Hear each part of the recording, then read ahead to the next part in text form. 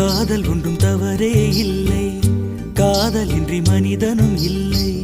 நண்பர்களும் காதலராக மாறிய பின் சொல்லிய உண்மை